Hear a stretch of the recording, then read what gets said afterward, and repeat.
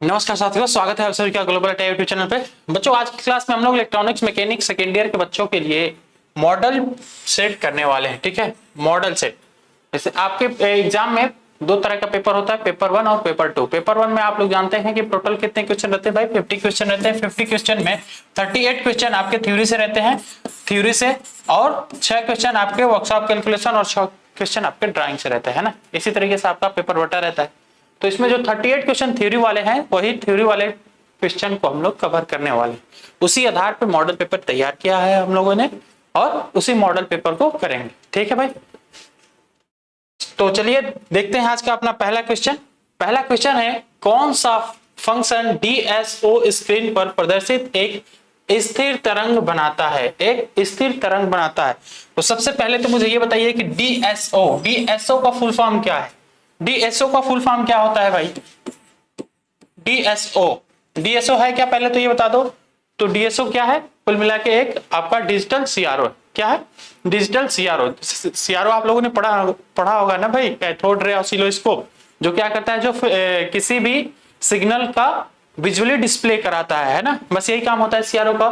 तो एक analogue CRO होता है और एक डिजिटल सीआरओ होता है। तो वो डीएसओ का फुल फॉर्म क्या हो जाएगा आपका? डिजिटल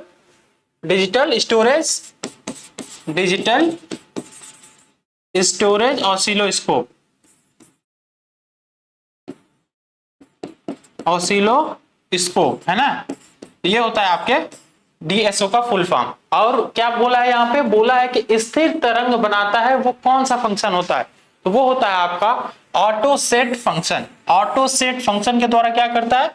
वह एक कांस्टेंट वेव बनाता है आपका डीएसओ। ठीक है, और डीएसओ में एक खास बात यह है कि ये जो भी हम लोग सिग्नल इसमें देते हैं, जो भी आपका इनपुट देंगे, जैसे आप वोल्टेज का दीजिए इनपुट, चाहे करंट का दीजिए इनपुट, तो इसको स्टोर भी कर सकते हैं, इसके सिग्नल्स को आप स्टोर भी कर सकते हैं। यही आपका डिजिटल सीआरओ का एक फायदा है। ठीक है भाई, तो यहाँ पे ऑप्शन ए एकदम करेक्ट हो जाएगा। चलिए देखते हैं दूसरा क्वेश्चन। दूसरा क्वेश्चन है कि आईसी 8038 के साथ निर्मित सर्किट का नाम क्या है? आईसी 8038 के साथ निर्मित सर्किट का नाम क्या है?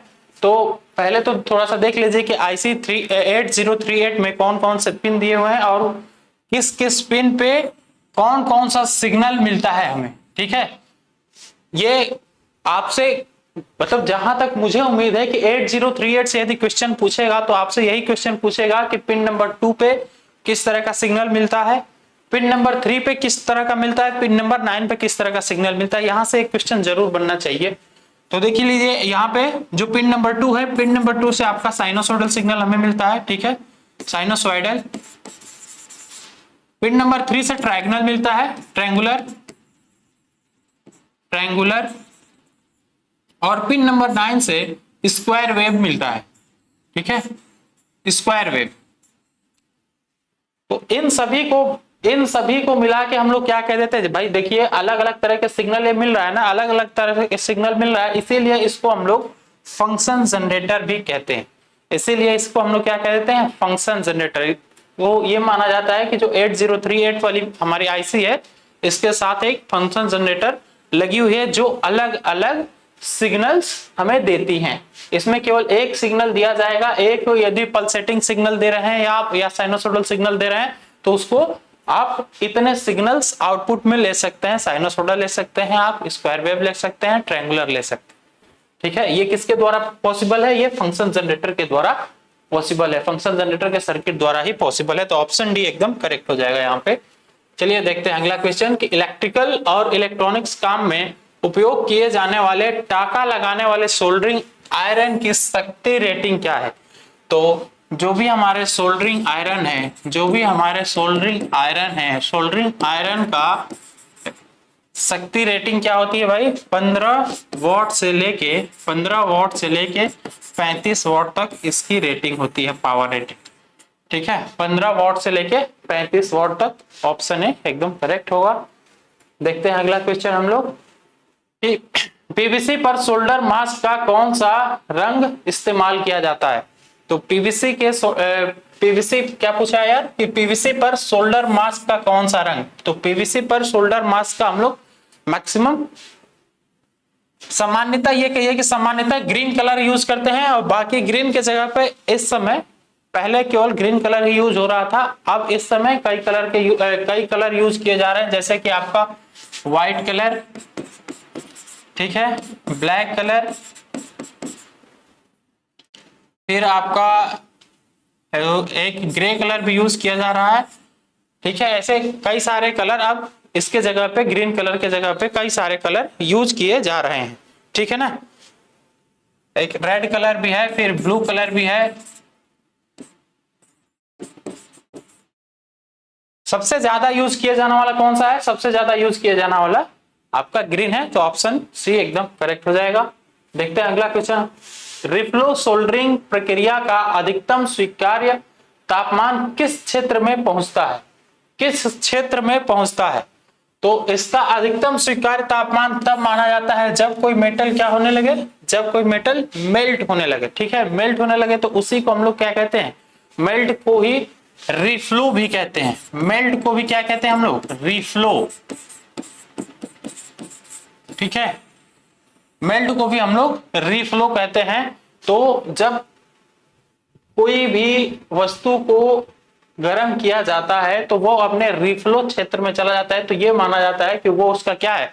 स्वीकार्य अधिकतम स्वीकार्य तापमान। क्या है? ये उसका अधिकतम स्वीकार्य तापमान है। मतलब कि जब वो वस्तु या वो मेटल पिघलने लगे, मतलब कि सॉलिड्स फॉर्म से लिक्विड फॉर्म में चेंज होने लगे, तो वो उसका रिफ्लो टेम्परेचर माना जाता है। करेक्ट।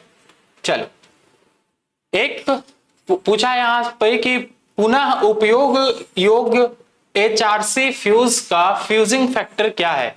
फ्यूजिंग फैक्टर का फार्मूला थोड़ा सा बता दीजिए कि फ्यूजिंग फैक्टर का फार्मूला क्या होता है?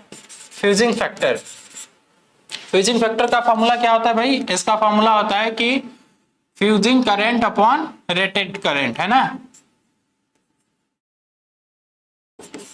Fusing current upon rated current.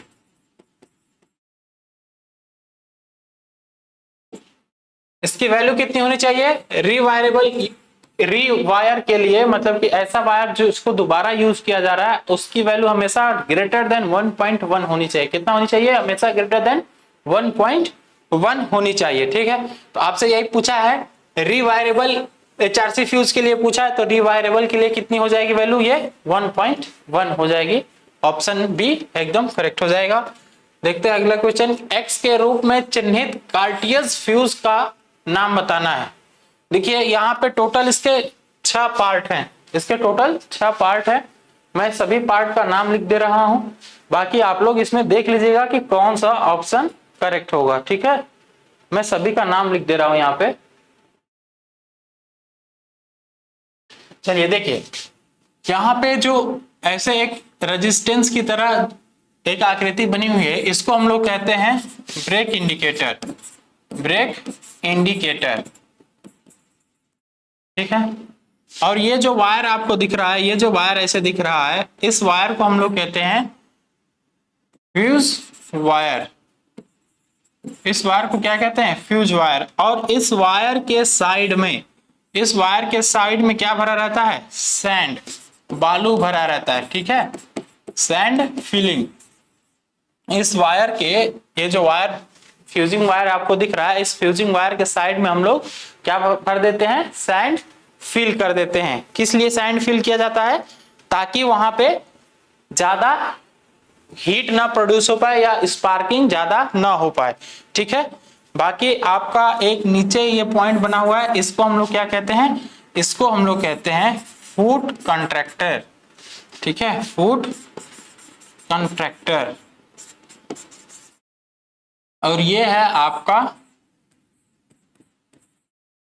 Heat contact. Heat contact, ठीक है। इसके सभी पार्ट का नाम क्लियर हो गया। एक इसमें बचा हुआ है, ये जो हैसिंग किया हुआ पार्ट है, ये इस पार्ट का क्या नाम है? इस पार्ट का भी नाम लिख लीजिए। इसका नाम है सिरामिक।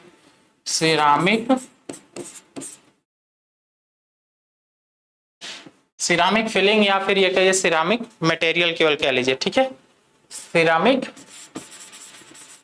मटेरियल कह लीजिए या सिरामिक फिलिंग कह लीजिए। तो ये टोटल इसके पार्ट के नाम है। यहाँ पे आपसे पूछा है इस एक्स का नाम, इसका नाम पूछा है, तो ये हो जाएगा आपका ब्रेक इंडिकेटर, ये हो जाएगा आपका ब्रेक इंडिकेटर। ब्रेक इंडिकेटर मतलब कि ऑप्शन डी एकदम करेक्ट हो जाएगा, ठीक है भाई। और यदि ऊपर वाले का नाम पूछता तो इसका नाम क्या होता, हीट कॉन्टैक्ट नाम होता। और ये जो नीचे ऐसे कैप की तरह लगा हुआ है इसका नाम क्या है, इसका नाम है आपका फुट कॉन्ट्रैक्टर, ठीक है। चलिए, इसको कभी कभी कैप भी बोला जाता है, फुट कैप भी बोला जाता है, तो इससे परेशान ना होइएगा। चलिए देखते हैं अगला क्वेश्चन, ELCB का यूज्ड क्या है और ELCB का फुल फॉर्म क्या है। देखिए आपकी जो MCB होती है, MCB कितने तरह की होती है, एक होती है आपकी MCB और एक होती है आपकी MCCB, एक होती है आपकी RCCB और एक होती है आपकी ELCB, ठीक है। ये टोटल आपके MCB के ऐसे प्रकार हैं या फिर ये कहिए कि अलग अलग टाइप के ये MCB है। अब देखिए यहाँ पे जो RCCB और ELCB हैं, ये दोनों MCB किस लिए यूज की जाती है, ये दोनों अर्थ लीकेज के लिए यूज किया जाता है, ठीक है, अर्थ लीकेज के लिए। जहां पे RCCB का फुल फॉर्म क्या है, RCCB का फुल फॉर्म है residual current circuit breaker, residual current circuit breaker, ठीक है।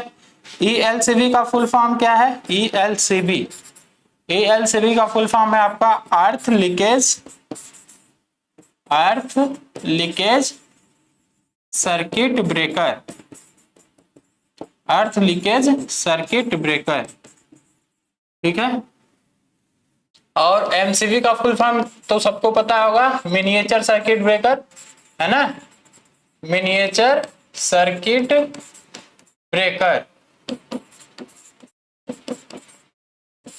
और आपका MCCB का फुल फॉर्म क्या होता है, MCCB का फुल फॉर्म होता है आपका mild cold circuit breaker, circuit breaker. MCB तो आप सभी को पता है कि MCB किस लिए यूज किया जाता है, ये कुल मिला के किसी भी परिपथ में शॉर्ट सर्किट से बचने के लिए यूज किया जाता है, या फिर कभी अचानक से ओवर करंट फ्लो होने लगती है तो उसके लिए भी MCB हम लोग लगाते हैं। और MCB का एक तरह से ये कह सकते हैं कि MCB का बड़ा भाई कौन है, MCCB। ये हाई रेटिंग के लिए, जैसे कि जो MCB है, MCB मैक्सिमम 63 एम्पियर तक ही यूज की जाती है या यहाँ तक ही अच्छा रिजल्ट देती है, उसके बाद हम लोग MCCB का यूज कर लेते हैं। बाकी RCCB और ELCB ये दोनों अर्थ लीकेज के लिए यूज किए जाते हैं, ठीक है। यहाँ पे आपसे ELCB के बारे में पूछा है, तो ELCB का फुल फॉर्म देख लीजिए क्या लिखा हूं मैं, अर्थ लीकेज सर्किट ब्रेकर। अर्थ leakage circuit breaker option D में मिल रहा है, ऑप्शन डी एकदम करेक्ट हो जाएगा, ठीक है ना। चलो देखते हैं अगला क्वेश्चन, इस डिवाइस का नाम क्या है। इस डिवाइस का नाम, हो सकता है फिगर आप लोगों को क्लियर नहीं दिख रहा होगा, इस डिवाइस का नाम है आपका कॉन्ट्रैक्टर, ठीक है। देखिए इसमें दो तरह के खांचे बने हुए, एक यहाँ पे है और एक यहाँ पे है। ये जो दूसरा वाला जो आपका पॉइंट दिख रहा है, ये पॉइंट आगे पीछे होता रहता है, मतलब यही पॉइंट जाके किसी दूसरे सर्किट से कनेक्ट होता है और डिस्कनेक्ट होता है। जब इसको सिग्नल दिया जाता है तो यही पॉइंट जाके यहाँ पे आगे दूसरे जो भी हम लोग डिवाइस यहाँ पे कनेक्ट किए रहेंगे, इसमें इन खांचों में जो भी डिवाइस कनेक्ट किए रहेंगे उससे जाके कॉन्टेक्ट करता है या फिर डिस्कनेक्ट होता है, जिस हिसाब से हम लोग सिग्नल देते हैं, ठीक है। तो ये हो जाएगा आपका कॉन्ट्रैक्ट सर्किट। अगला पूछा है कि लघु सर्किट ब्रेकर का प्रकार क्या है, what is the type of miniature circuit breaker. ये जो आपके सामने मिनिएचर सर्किट ब्रेकर दिया हुआ है, इसका नाम बताना है आपको। देखिए भाई इसका नाम क्या है, इसका नाम कभी भी आपको इसके नाम में परेशानी नहीं होगी, इस हिसाब से इसको थोड़ा सा क्लियरली देखिए। बस केवल आप इसको काउंट किया करिए कि यहाँ पे टोटल कितने बटन दिए गए हैं या फिर कितने पिन दिए गए हैं ऊपर नीचे करने के लिए, ठीक है। देखिए यहाँ पे आपको दिख रहा होगा कि 1 2 3, यहाँ पे टोटल 3 पिन दिए हुए हैं।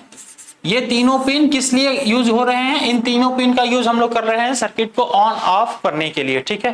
तो एक साथ जब 3 पिन दिए हों तो उसको हम लोग क्या कह देते हैं, उसको कह देते हैं 3 पोल एमसीबी, 3 पोल एमसीबी। और यदि 2 पोल दिए रहेंगे तो उसको हम लोग कहते हैं 2 पोल एमसीबी। और यदि यहाँ यहीं पे 4 कनेक्टेड रहेगा तब, यहाँ पे यदि 4 ऐसे बटन दिए रहेंगे तो उसको हम लोग कह देते हैं 4 पोल एमसीबी। बस इसका नामकरण ऐसे ही करना है, ठीक है ना। नामकरण बहुत आसान है, आसानी से कर लेंगे आप लोग। चलिए देखते हैं अगला क्वेश्चन हम लोग।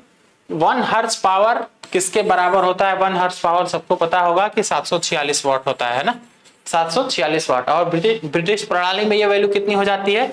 ये वैल्यू हो जाती है 735.5 वाट, ठीक है। ऐसे आपका 1 HP इक्वल टू होता है 746, और ब्रिटिश प्रणाली में कितना होता है मेरे भाई? 735.5। देखिए यहाँ पे आपसे पूछा है कि X चिन्हित संधारित्र मोटर भाग का नाम क्या है। यहाँ पे आपको दिख रहा है कि 2 वाइंडिंग दी हुई है, एक वाइंडिंग यहाँ पे बनी हुई है, ठीक है, और एक वाइंडिंग यहाँ पे बनी हुई है। अब आपसे पूछा है कि ये जो वाइंडिंग दी हुई है इस वाइंडिंग का नाम क्या है, और यहाँ पे जो वाइंडिंग है इस वाइंडिंग का नाम क्या है। भाई ये आपको दिख रहा है कि ये कौन सी मोटर है? सिंगल फेज इंडक्शन मोटर है। कौन सी मोटर है? Single phase induction motor. अच्छा, सिंगल फेज इंडक्शन मोटर की कौन सी सिंगल फेज इंडक्शन मोटर का कौन सा पार्ट है या कौन सा टाइप है ये? तो ये है आपका permanent capacitor type motor, permanent capacitor type motor, capacitor type motor. अब आप पूछोगे कि सर आपने कैसे बता दिया कि परमानेंट कैपेसिटर टाइप है? तो कुछ लोग तो कहेंगे कि यहाँ पे नाम लिखा हुआ है तो बस देख के आप सर ने बोल दिया है ना, सर ने ऊपर नाम पढ़ा इसका तुरंत बोल दिया। अरे भाई ठीक है, मान लो, ऐसा ही मान लो, लेकिन देखिए इसको पहचानने का एक और तरीका है कि इसमें देखिए जब भी हम लोग सिंगल फेज इंडक्शन मोटर लेते हैं तो इस सिंगल फेज इंडक्शन मोटर में एक आपका सेंट्रीफ्यूगल स्विच लगता है, सेंट्रीफ्यूगल स्विच लगता है, ठीक है।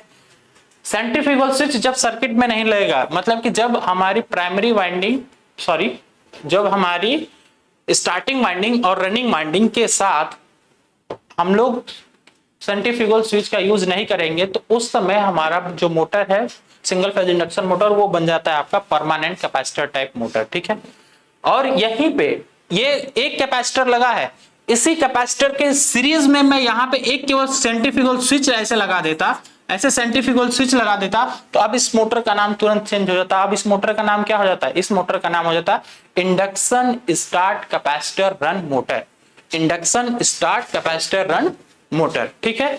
और इसका नाम कैसे बदल जाता है? यदि मैं इस कैपेसिटर के पैरेलल में एक और कैपेसिटर लगा देता और इस कैपेसिटर के सीरीज में मैं एक सेंट्रीफ्यूगल स्विच लगा देता तो इस मोटर का फिर से नाम बदल जाता। अब यहाँ पे इस मोटर का नाम क्या हो जाता?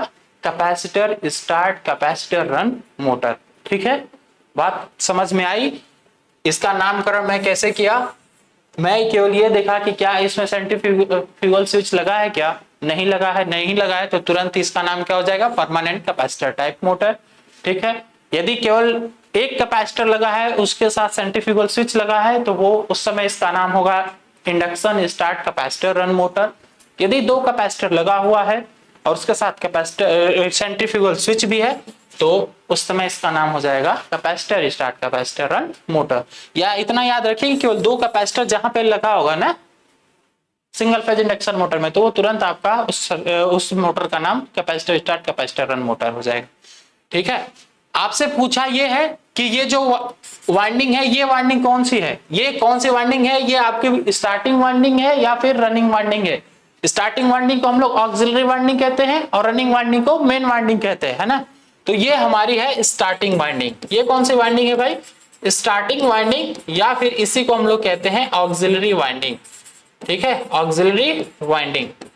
तो ये है हमारी मेन वाइंडिंग। ये कौन सी वाइंडिंग है? ये मेन वाइंडिंग है, या फिर इसी को हम लोग रनिंग वाइंडिंग भी कहते हैं, रनिंग वाइंडिंग भी इसी को कहते हैं, ठीक है। तो यहाँ पे ऑप्शन मैच कराइए, ऑप्शन डी बिल्कुल मैच कर रहा है, ऑक्सिलरी वाइंडिंग, ऑप्शन डी एकदम करेक्ट हो जाएगा इसके लिए। देखते हैं अगला क्वेश्चन। आपसे अगले क्वेश्चन में पूछा है कि डीवीआई का फुल फॉर्म क्या है। डीवीआई का फुल फॉर्म क्या है? तो डीवीआई का फुल फॉर्म क्या बन जाएगा यहां से? Digital visual interface. Digital visual interface, option B एकदम करेक्ट हो जाएगा। ठीक है, ऑप्शन बी बिल्कुल करेक्ट हो जाएगा। अब देखते हैं अगला क्वेश्चन हम लोग। HDMI का फुल फॉर्म पूछा है आपसे। HDMI का फुल फॉर्म पूछा है। HDMI क्या है भाई? HDMI एक प्रकार का आपका कनेक्टर होता है। इसका फिगर कैसे होता है? इसका फिगर देख लीजिए, कुछ इस तरीके का इसका फिगर होता है। HDMI किस प्रकार का होता है मैं आपको ये बता दे रहा हूं, ठीक है ना, आप इसको पहचानना भी सीख जाओगे। जैसे देखेंगे आप लोग सीपीयू, तो सीपीयू के पीछे कई सारे कनेक्टर्स लगे होते हैं, वहां पे कुछ इस तरीके की भी आकृति बनी होती है और इसमें सीधे सीधे ले जाके आप लोग जो नॉब होती है इसकी कनेक्ट कर देते हैं। या यूएसबी कनेक्शन के लिए अलग रहता है। यूएसबी कनेक्शन कैसा रहता है? एकदम वो रेक्टेंगुलर टाइप का रहता है, एकदम रेक्टेंगुलर टाइप का रहता है, वो आपका यूएसबी कनेक्शन होता है। ठीक है, और इसको हम लोग कहते हैं HDMI कनेक्टर। HDMI कनेक्टर, इसका फुल फॉर्म क्या हो जाएगा? High definition multimedia interface. High definition multimedia interface, option C एकदम करेक्ट हो जाएगा। HDMI कनेक्टर किस लिए यूज होता है? ये ऑडियो या फिर वीडियो वाले सिग्नल्स को डिस्प्ले कराने के लिए इस कनेक्टर का हम लोग यूज करते हैं। ठीक है, तो ऑप्शन सी एकदम करेक्ट हो जाएगा यहाँ पे। देखते हैं अगला क्वेश्चन हम लोग। अगला क्वेश्चन है हमारा कि एक्स चिन्हित डिवाइस का नाम बताना है। इस डिवाइस का नाम बताना है तो एक बात हमेशा याद रखिए कि यदि माइक्रो कंट्रोलर और माइक्रो प्रोसेसर इन दोनों का आपके पास ब्लॉक डायग्राम दिया हुआ है और आपको पहचानना हो कि इसमें से माइक्रो प्रोसेसर कौन है और माइक्रो कंट्रोलर कौन है, तो माइक्रो प्रोसेसर में ये वाली सर्किट नहीं रहती। कौन सी? टाइमर और काउंटर। ठीक है, टाइमर तो कभी कभी मिल भी जाएगा लेकिन काउंटर की सर्किट आपको उसमें नहीं मिलेगी। और इनपुट आउटपुट पोर्ट जैसे आपका 8051 माइक्रो कंट्रोलर है तो इसमें 4 इनपुट आउटपुट पोर्ट्स होते हैं। ठीक है, जबकि जो हमारा माइक्रो प्रोसेसर है, माइक्रो प्रोसेसर में केवल इनपुट आउटपुट टर्मिनल्स होते हैं। ठीक है ना, तो ये सर्किट, ये वाली जो सर्किट है यही इसको अलग बना देती है माइक्रो प्रोसेसर से। तो यहाँ पे ये क्या हो जाएगा आपका? ये हो जाएगा आपका माइक्रो कंट्रोलर। Micro controller. और यदि यहीं पे काउंटर सर्किट ना दिया होता, काउंटर टाइमर सर्किट ना दिया होता और ये इनपुट आउटपुट पोर्ट छोड़ के यहाँ पे ALU लिख दिया होता, तो ये क्या बन जाता? ये सर्किट क्या बन जाती? ये सर्किट बन जाती है आपकी माइक्रो प्रोसेसर की। ठीक है, कौन सी सर्किट बन जाती भाई? माइक्रो प्रोसेसर की सर्किट बन जाती। तो यहाँ पे ऑप्शन बी एकदम करेक्ट हो जाएगा। ये क्या है? ये है आपका माइक्रो कंट्रोलर। चलिए देखते हैं अगला क्वेश्चन हम लोग। रेडियो रिसीवर का नाम क्या है? ये जो आपके सामने रेडियो रिसीवर इतना दिया हुआ है, तो यहाँ पे एक बात नोट कर लीजिए कि कितने प्रकार के आपके रेडियो रिसीवर होते हैं। तो लिख लीजिए थोड़ा सा कि रेडियो रिसीवर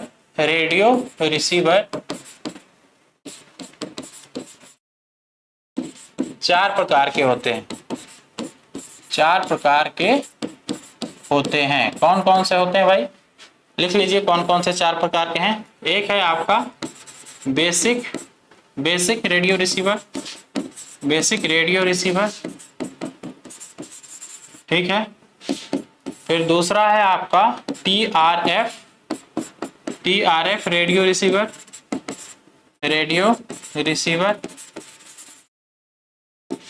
तीसरा होता है आपका रिफ्लेक्स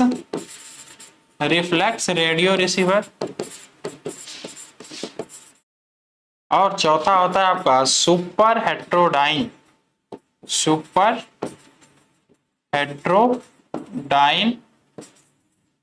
रेडियो रिसीवर। ये 4 प्रकार के आपके रेडियो रिसीवर होते हैं। ये जो रिफ्लेक्स रेडियो रिसीवर है, रिफ्लेक्स को हम लोग रिफ्लेक्शन रेडियो रिसीवर भी कहते हैं। यहाँ पे जो सर्किट दी हुई है, ये सर्किट किसकी है? ये है आपकी रिफ्लेक्शन रेडियो रिसीवर की। रिफ्लेक्शन रेडियो रिसीवर भाई आपसे हमेशा कहा जाता है कि आप लोग फिगर्स को जरूर याद रखिए, ठीक है। आपसे वर्किंग नहीं पूछेगा कि जो ये चार आपके रिसीवर हैं, इन चारों रिसीवर का वर्किंग बताइए, ये आपसे नहीं पूछेगा। आपसे केवल इसका पूरा डायग्राम दे देगा और डायग्राम देके पूछ लेगा कि ये किस रिसीवर का डायग्राम है। और ये हर एक टॉपिक के लिए मैं बता रहा हूं, मतलब कि आपके जो भी सब्जेक्ट हैं, जितने भी चैप्टर्स हैं, सारे चैप्टर्स में जो फिगर्स दिए हुए हैं वो फिगर्स जरूर याद रखिए, क्योंकि ये इसका वेटेज 25 से 30% तक का रहता है आपके एग्जाम में, ठीक है। तो थोड़ा फिगर सीरियसली याद रखिए आप लोग। यहाँ पे कौन सा ऑप्शन सही हो जाएगा? ऑप्शन सी एकदम करेक्ट हो जाएगा। देख बढ़ते हैं अगले क्वेश्चन की तरफ। माइक्रो कंट्रोलर में उपयोग किए जाने वाले संक्षिप्त नाम SFR का फुल फॉर्म क्या है? SFR का फुल फॉर्म आपको बताना है। SFR का फुल फॉर्म क्या हो जाता है, क्या हो जाएगा यहाँ से? Special function register. Special function register, option C एकदम करेक्ट हो जाएगा, ठीक है। चलो देखते हैं अगला क्वेश्चन। अगला क्वेश्चन है कि आपको बताना है अपवर्तनांक किसका? वैक्यूम का। वैक्यूम का अपवर्तनांक कितना होता है भाई? वैक्यूम का अपवर्तनांक होता है आपका 1। और अपवर्तनांक का फॉर्मूला क्या होता है? अपवर्तनांक का फॉर्मूला क्या होता है भाई? फॉर्मूला लिखना चाहेंगे तो लिख लीजिए फॉर्मूला कि velocity of light in vacuum upon velocity of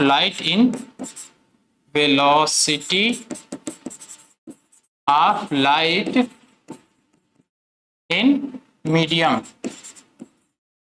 medium मतलब कि माध्यम, जिस माध्यम से आप लाइट को ट्रांसफर कर रहे हैं या जिस माध्यम से आप लाइट भेजना चाहते हैं, जैसे कि आपका पानी हो गया या फिर ग्लास हो गया या फिर एयर हो गया। तो इस तरह के मीडियम और वैक्यूम के इन दोनों के अनुपात को ही क्या कहा जाता है? अपवर्तनांक कहा जाता है ना। चलिए देखते हैं अगला क्वेश्चन। अगला क्वेश्चन है आपका कि ये एक एसएमपीएस सर्किट है। आपके सामने एक एसएमपीएस सर्किट बनाया गया है। इस एसएमपीएस सर्किट को देख के बताना है कि ये सर्किट क्या कर रही है। ये सर्किट, इस सर्किट के द्वारा हम लोग कर क्या रहे हैं, बस इतना आपको बताना है। देखिए यहाँ पे सबसे पहले आपने इनपुट में क्या दिया है? आपने सबसे पहले इनपुट में दिया हुआ है यहाँ पे एसी। क्या दिया है भाई? एसी। आपको दिख रहा है ना, इनपुट एसी लिखा हुआ है यहाँ पे, ठीक है। इनपुट एसी मिल गया। इनपुट एसी के बाद आपको यहाँ पे दिख रहा है कि एक रेक्टिफायर एंड फिल्टर सर्किट लगा हुआ है। रेक्टिफायर एंड फिल्टर सर्किट क्या करेगा यार? ये एसी को किस में चेंज करेगा? ये एसी को चेंज करेगा डीसी में। एसी को किस में कन्वर्ट करेगा? डीसी में कन्वर्ट करेगा, ठीक है। इसके बाद फिर आपको यहाँ पे दिख रहा है अब कि एक PWM ऑसिलेटर लगा हुआ है। PWM ऑसिलेटर लगा हुआ है। ये ऑसिलेटर सर्किट जाके फिर यहाँ पे किससे जुड़ा हुआ है? हाई फ्रीक्वेंसी स्विच से जुड़ा हुआ है। HFS से जुड़ा हुआ है, हाई फ्रीक्वेंसी स्विच से जुड़ा हुआ है। और एक आपको यहाँ पे ट्रांसफार्मर सर्किट भी दिख रही है। इसका मतलब ये है कि अब ये जो एसी है, सॉरी ये जो डीसी है, रेक्टिफायर के द्वारा जो एसी को हमने डीसी में चेंज किया था, इसको फिर PWM ऑसिलेटर द्वारा या PWM टेक्निक द्वारा इसे डीसी से फिर किस में चेंज कर दिया गया है? एसी में चेंज कर दिया गया है यहाँ पे। क्यों? क्योंकि जो आपका ट्रांसफार्मर है वो ट्रांसफार्मर केवल और केवल एसी पे काम करता है, डीसी पे काम नहीं करता, ठीक है। अब देखिए इस ट्रांसफार्मर के द्वारा फिर क्या किया जा रहा है यहाँ पे? इस ट्रांसफार्मर के द्वारा फिर यहाँ पे एसी सप्लाई दी जा रही है और ये एसी सप्लाई रेक्टिफायर के द्वारा एसी से फिर किसमें चेंज हो रही है भाई? डीसी में चेंज हो रही है। एसी से फिर किसमें चेंज हो रही है? डीसी में, डीसी सप्लाई में चेंज हो रही है। तो इसका मतलब ये है कि हम यहाँ पे दे तो रहे हैं एसी, दे तो रहे हैं इनपुट में एसी, लेकिन आउटपुट में हमें क्या मिल रहा है? डीसी मिल रहा है। आप देखिए यही डीसी आउटपुट सेंसर और आउटपुट फीडबैक, बाकी इधर आउटपुट साइड में हमको क्या मिल रहा है? आउटपुट साइड में हमको डीसी ही मिल रहा है। यहाँ पे इनपुट इधर हमने दिया, इनपुट में एसी दिया, आउटपुट में हमें डीसी मिला।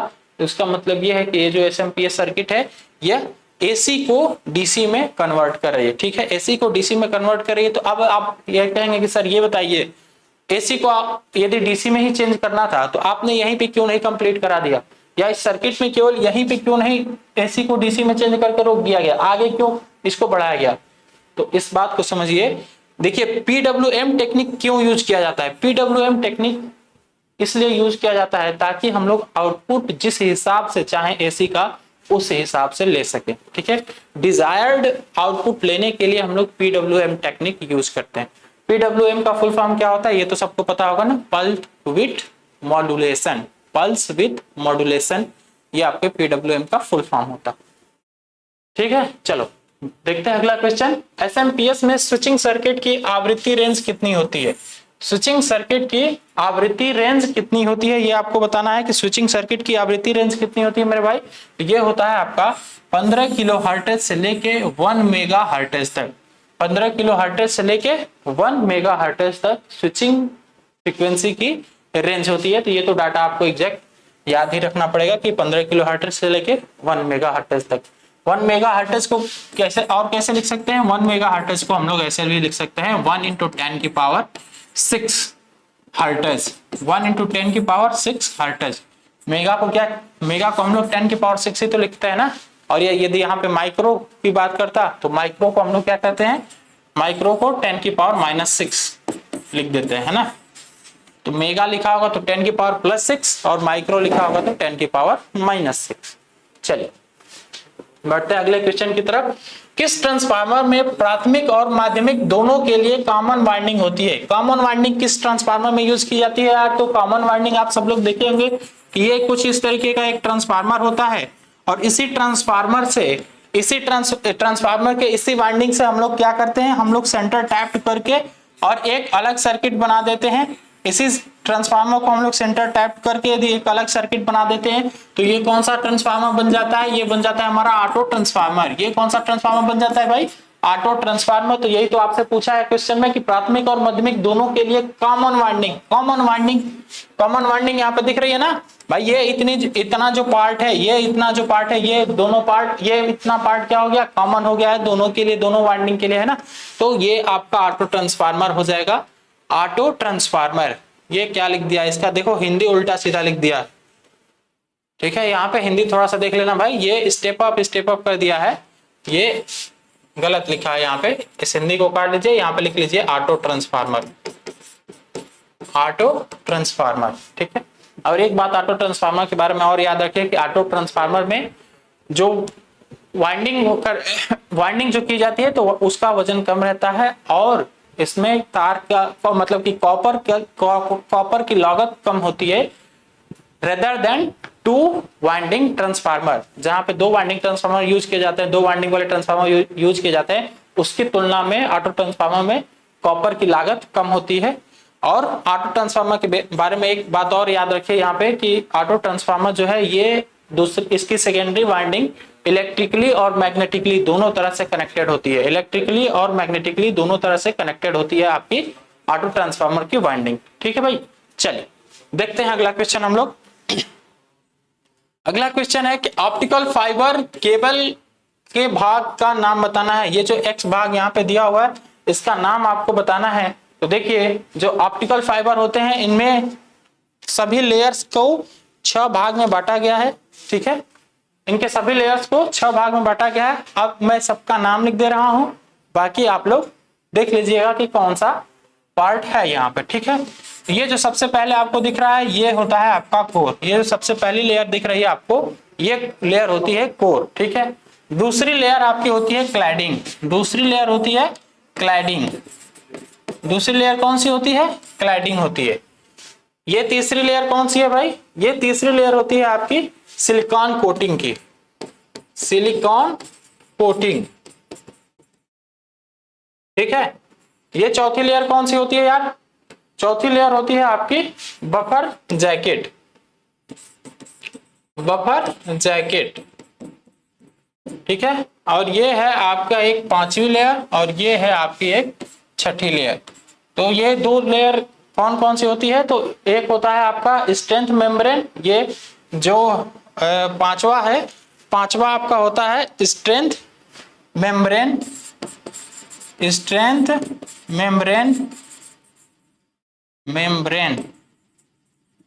मेंबर है। और 6ठा होता है आपका, 6ठा सबसे ऊपर वाली लेयर होती है। सबसे ऊपर वाली लेयर को हम लोग क्या कहते हैं? सबसे ऊपर वाली लेयर को हम लोग आउटर जैकेट कहते हैं या फिर ब्लैक पॉली यूरेथेन कहते हैं, इसको आउटर जैकेट कहते हैं, आउटर जैकेट या पॉली यूरेथेन भी कहते हैं सबसे ऊपर वाली लेयर को। ठीक है, आपसे इसके बारे में पूछा है, एक्स ये है ना, इसका नाम क्या है, इसका नाम है buffer jacket. Buffer jacket option से एकदम करेक्ट हो जाएगा, यहाँ पे बफर जैकेट ऑप्शन से बिल्कुल करेक्ट होगा। बढ़ते हैं अगले क्वेश्चन की तरफ। अगले क्वेश्चन में आपसे पूछा है कि कौन सा विद्युत घटक विद्युत आपूर्ति में निरंतर आउटपुट वोल्टेज को बनाए रखता है। तो देखो भाई यहाँ पे दिया हुआ है अनरेगुलेटेड इनपुट, अनरेगुलेटेड इनपुट दिया हुआ है और यहाँ पे लिखा हुआ है रेगुलेटेड आउटपुट। तो अनरेगुलेटेड या फिर ये कहिए कि अनियमित वोल्टेज को नियमित वोल्टेज में या कांस्टेंट वोल्टेज में इसमें से चेंज करने वाली कौन से डिवाइस है, बस यही आपको बता देना है। तो देखिए जो रियांस्टेंट होता है, रियांस्टेंट के द्वारा हम लोग क्या कर सकते हैं, इससे हम लोग वोल्टेज को बढ़ा घटा सकते हैं, इसका सेंटर टैपिंग चेंज करके। ट्रांजिस्टर एम्पलीफायर का काम करता है। यहाँ पे जो जीनर डायोड दिया हुआ है, ये जीनर डायोड को हम लोग क्या कहते हैं, हम लोग इसको वोल्टेज स्टेबलाइजर सर्किट भी कहते हैं, वोल्टेज स्टेबलाइजर। ठीक है, तो अनरेगुलेटेड सप्लाई को रेगुलेटेड सप्लाई में चेंज करने वाला कौन सा डिवाइस होगा, जीनर डायोड, ऑप्शन सी एकदम करेक्ट हो जाएगा। ठीक है भाई, चलो देखते हैं अगला क्वेश्चन हम लोग। अगला क्वेश्चन है कि ये माउंटिंग की कौन सी विधि है। यहाँ पे जो आपके सामने दिया हुआ है, इसको बताना है कि ये माउंटिंग का कौन सा विधि है। तो देखो भाई, माउंटिंग की विधि आपसे पूछा है, तो माउंटिंग का मतलब क्या होता है, माउंटिंग का मतलब होता है कि कैसे बैटरी को रखा जाए। जैसे कहीं पे कई सारी छोटी छोटी बैटरी एक साथ यूज करना हो, तो आप उसको किस तरह से रख रहे हैं, यही चीज होता है माउंटिंग। ठीक है, तो इस प्रक्रिया से या इस विधि द्वारा जहां पे बैटरी को रखा जाता है उसको कहते हैं हम लोग टियर माउंटिंग। और जहां पे ऐसे रैक बना के इस तरीके से कुछ रैक बना के और इसके बाद इस पे बैटरी को रखा जाएगा, इसके बाद इस पे बैटरी को ऐसे रखा जाए इस तरीके से, तो उसे हम लोग कहते हैं रैक माउंटिंग। उसे हम लोग क्या कहते हैं, रैक माउंटिंग। ठीक है, और जब हम लोग एक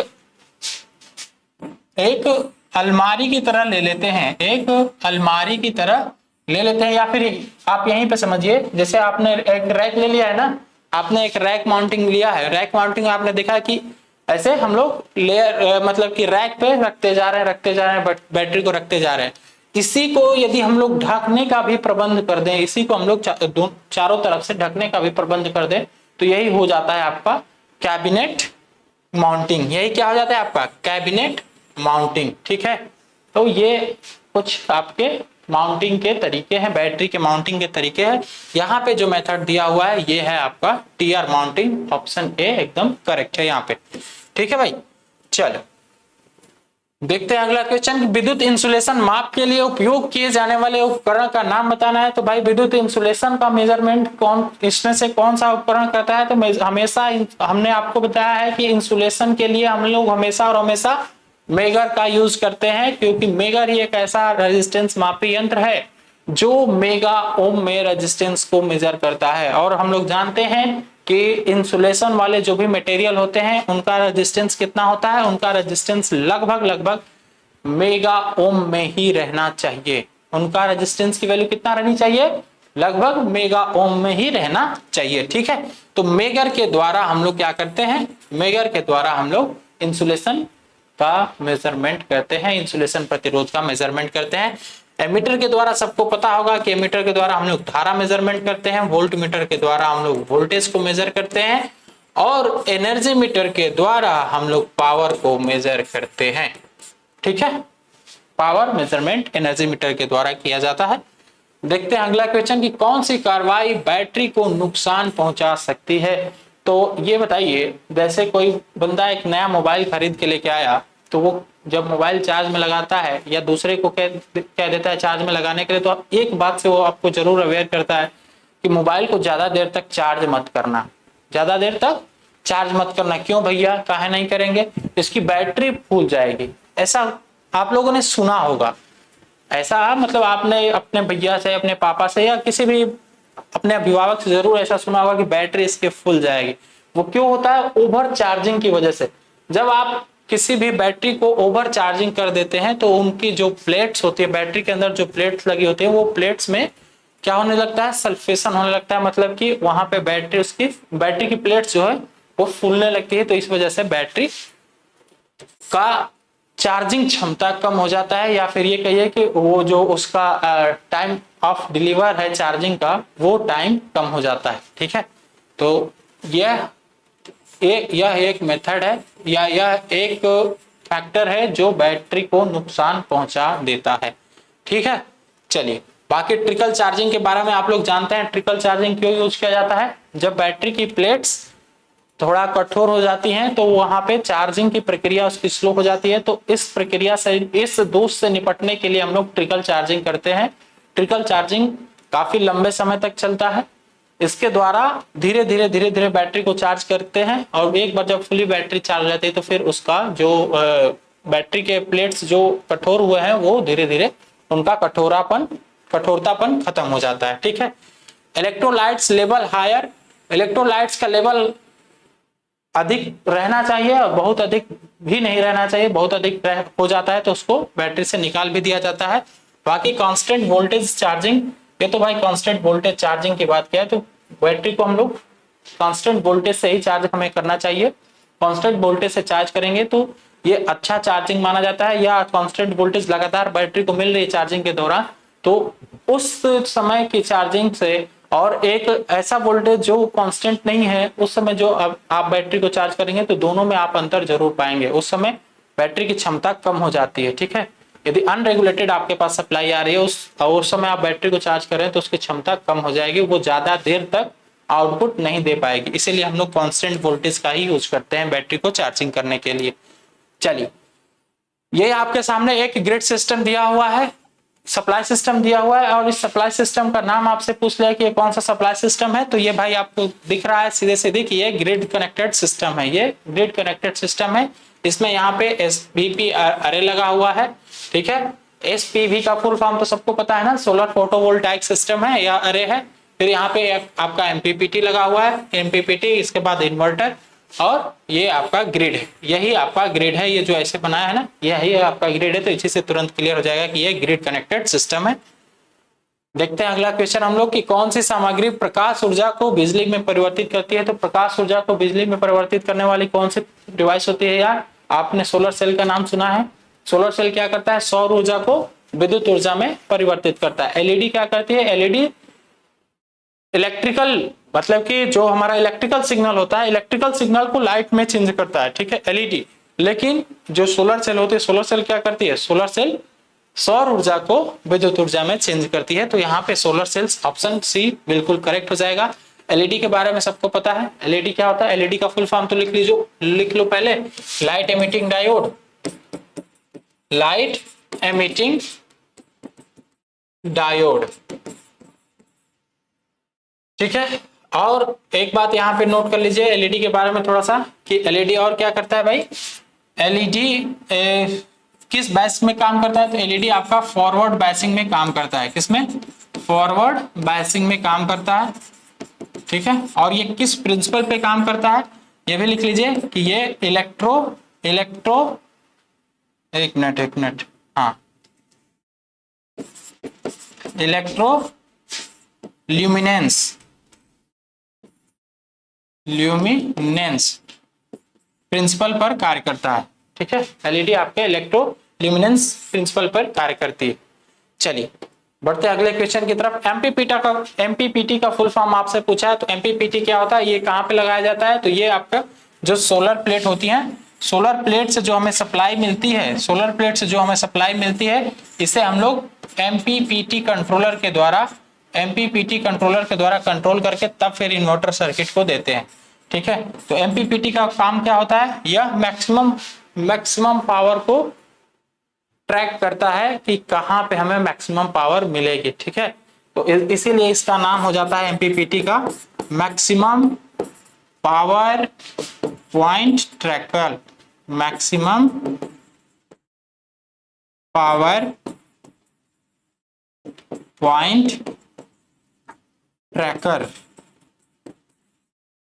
ट्रैकर, ठीक है। कौन सा ऑप्शन सही होगा? ऑप्शन ए बिल्कुल सही हो जाएगा। ट्रैकर कहिए या फिर ट्रैकिंग कहिए, बात बराबर है, ठीक है। ऑप्शन ए एकदम करेक्ट हो जाएगा यहाँ पे। देखो भाई, यहाँ पे आपसे पूछा है कि जो सोलर सेल होती है, सोलर सेल में मोनोक्रिस्टलाइन की दक्षता क्या होती है। सोलर सेल आपके दो तरह की होती है, एक मोनोक्रिस्टलाइन होती है और एक पॉलीक्रिस्टलाइन होती है, ठीक है। तो जो मोनोक्रिस्टलाइन वाली सोलर सेल होती हैं, इनकी क्षमता काफी उच्च होती है, इनकी दक्षता काफी अधिक होती है। और एक बात यहाँ पे और समझ लीजिए, जो मोनोक्रिस्टलाइन वाली सोलर सेल होती है, सोलर प्लेट जो होती है, यह ऐसी प्लेट होती है कि यदि कभी आपके मौसम, आपका मौसम खराब है या फिर ये कहिए कि क्लाउडी मौसम है, क्लाउडी मौसम में भी मोनोक्रिस्टलाइन सोलर प्लेट के द्वारा हमें आउटपुट मिलता है या फिर ये कहिए कि हमें वोल्टेज मिलता है। वहीं पे हम लोग यहाँ पे पॉलीक्रिस्टलाइन सोलर प्लेट ले लेंगे तो क्लाउडी मौसम में वहां पे आउटपुट उसका कम हो जाता है, ठीक है। लेकिन मोनोक्रिस्टलाइन सोलर प्लेट में ये समस्या नहीं आती, ये समस्या नहीं आती है। और इनका कलर कैसा होता है मोनोक्रिस्टलाइन का? मोनोक्रिस्टलाइन जो सोलर प्लेट होती हैं ये ब्लैक कलर की होती हैं और जो आपकी पॉलीक्रिस्टलाइन होती हैं वो ब्लू कलर की होती हैं, ठीक है। इनकी दक्षता काफी उच्च होती है और जो आपका पॉलीक्रिस्टलाइन है इसकी अपेक्षा उसकी दक्षता कम होती है, ठीक है। और आपसे एक क्वेश्चन यहाँ पे ये पूछ दे कि क्लाउडी मौसम में कौन सी सोलर प्लेट यूज की जाती है, तो क्लाउडी मौसम में हम लोग मोनोक्रिस्टलाइन का ही यूज करते हैं और क्लाउडी मौसम में ये आउटपुट बढ़िया देगा रेदर देन आपका पॉलीक्रिस्टलाइन, ठीक है। तो यहाँ पे ऑप्शन भी एकदम करेक्ट हो जाएगा। देखते हैं अगला क्वेश्चन। यहाँ पे आपसे पूछा है IMEI का फुल फॉर्म। IMEI का फुल फॉर्म क्या होता है? तो IMEI का फुल फॉर्म होता है आपका, IMEI का फुल फॉर्म होता है आपका international mobile equipment identity, international mobile equipment identity, ठीक है। अब IMEI का फुल फॉर्म तो सबको पता है कि क्या होता है भाई, इंटरनेशनल मोबाइल इक्विपमेंट आइडेंटिटी, ठीक है। अब इसके बारे में थोड़ा सा ये समझिए कि IMEI नंबर हम लोग कहाँ पे यूज करते हैं। तो देखो भाई, जितने भी आपके मोबाइल्स हैं, जितने भी आपके मोबाइल्स हैं, सारे मोबाइल्स के IMEI नंबर अलग अलग होते हैं और ये हर एक मोबाइल का यूनिक पहचान, क्या है भाई, यूनिक पहचान है। IMEI नंबर को हम लोग क्या भी कह सकते हैं और किस नाम से जान सकते हैं? Unique identity. किसी इक्विपमेंट का जो होता है वही होता है आपका IMEI नंबर। जैसे कि हर एक आदमी का इस समय एक आधार नंबर है ना, आधार नंबर से पता चल जाता है कि हाँ ये पर्सन कौन है और कहाँ का रहने वाला है। वैसे ही IMEI नंबर से किसी भी मोबाइल का पता चल जाता है कि ये कौन सी मोबाइल है, किस सेट की है, मतलब किस कंपनी की है और ये मोबाइल फिलहाल में कहाँ है ये भी आपको पता चल जाता है, ठीक है। केवल वो मोबाइल नेटवर्क में रहनी चाहिए, ठीक है। तो ऑप्शन सी एकदम करेक्ट हो जाएगा यहाँ पे। अगला क्वेश्चन देखते हैं हम लोग कि सेल फोन में IMEI नंबर का उद्देश्य क्या होता है। अभी हमने बताया इसका उद्देश्य क्या होता है।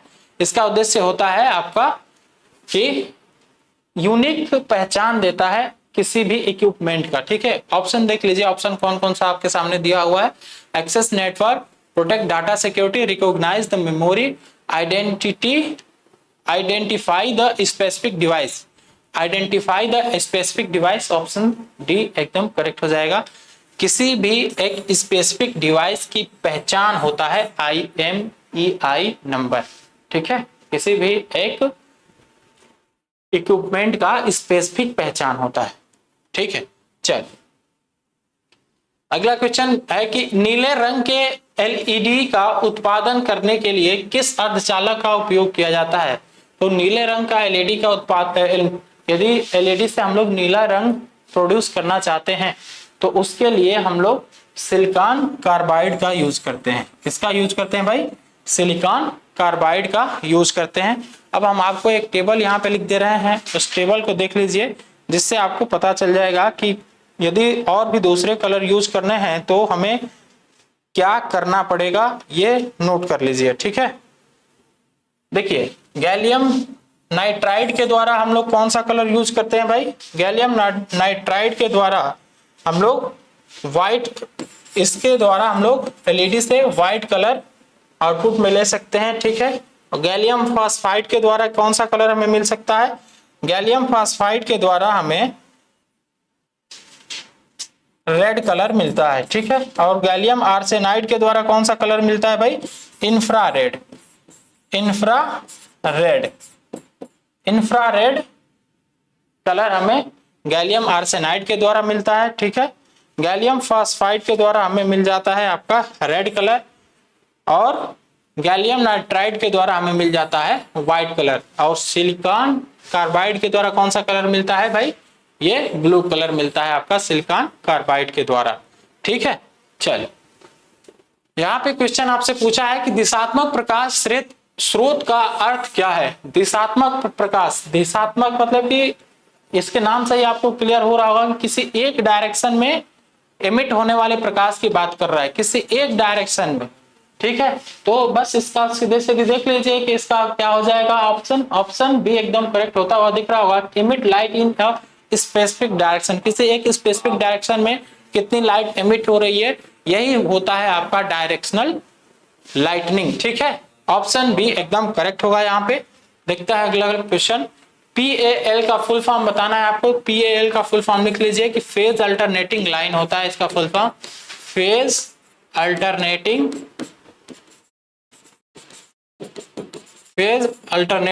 लाइन, ठीक है। ऑप्शन सी एकदम करेक्ट होगा, PAL का फुल फॉर्म।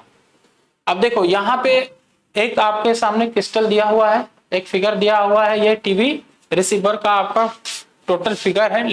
ये टीवी रिसीवर की इतनी लेयर्स होती हैं। अब इसमें पूछ दिया है कि इस पार्ट का नाम बताना है। ये जो इतना पार्ट दिख रहा है आपको, इस टोटल पार्ट का नाम बताना है। मैं सबका नाम लिख दे रहा हूं, बाकी आपको क्लियर हो जाएगा तुरंत। देखिए, इसका नाम है आपका वर्टिकल फिल्टर, वर्टिकल फिल्टर, ठीक है।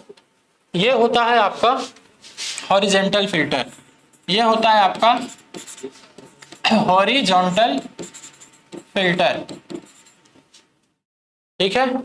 और ये जो आपको बाहर दिख रहा है, ये होता है आपका कलर फिल्टर, ये होता है आपका कलर फिल्टर, ठीक है। और इस पार्ट को हम लोग कहते हैं, ये जो आपको पतले पतले रॉड की तरह दिख रहे होंगे, इसको कहते हैं हम लोग क्रिस्टल मॉड्यूल, क्रिस्टल मॉड्यूल, ठीक है, क्रिस्टल मॉड्यूल। और एक यहां पे दिख रहा होगा आपको और एक यहां पे दिख रहा होगा, इन दोनों को हम लोग क्या कहते हैं? इन दोनों को हम लोग कहते हैं ट्रांसपेरेंट ग्लास, ठीक है, ट्रांसपेरेंट ग्लास। तो यहाँ पे किसकी बात किया है इसने? इसकी बात किया है। तो ये क्या है भाई? ये है आपका क्रिस्टल मॉड्यूल। ऑप्शन डी एकदम करेक्ट होगा यहाँ पे। ये क्या है भाई? ये है आपका क्रिस्टल मॉड्यूल, ठीक है। अब देखिए, यहाँ पे क्वेश्चन आपसे पूछा है कि टीवी रिसीवर में एक्स के रूप में चिन्हित ब्लॉक का कार्य क्या है? ये जो एक्स के रूप में यहाँ पे चिन्हित क्या है, इस ब्लॉक का नाम बताना है। तो मैं इसमें जो भी ब्लॉक डायग्राम होते हैं, इसमें मैं सबका नाम लिख दे रहा हूं। देखिए, इसका नाम है एंटीना, ये होता है आपका एंटीना, ठीक है। ये होता है आपका ट्यूनर सेक्शन, ट्यूनर सेक्शन, ठीक है। ये होता है आपका ऑडियो सेक्शन, ऑडियो सेक्शन। ये होता है आपका वीडियो सेक्शन, वीडियो सेक्शन, ठीक है। ये होता है आपका scanning and synchronising, scanning and synchronising, या फिर इसी को हम लोग फिल्टर सर्किट भी कहते हैं। और ये होता है आपका डिस्प्ले, ये होता है आपका डिस्प्ले, ठीक है। इसने किसकी बात किया भाई? इसकी बात किया। तो ये क्या है आपका? ये है आपका ऑडियो सेक्शन, ऑडियो सेक्शन या फिर sound section, option B. Audio section को ही हम लोग क्या कह सकते हैं भाई? साउंड सेक्शन भी तो कह सकते हैं ना, साउंड सेक्शन। ऑप्शन बी यहाँ पे बिल्कुल करेक्ट हो जाएगा, ठीक है। ये था आपका आज का मॉड्यूल सेट 1। अब इसके बाद हम लोग नेक्स्ट लेक्चर में मिलेंगे मॉड्यूल सेट 2 के साथ।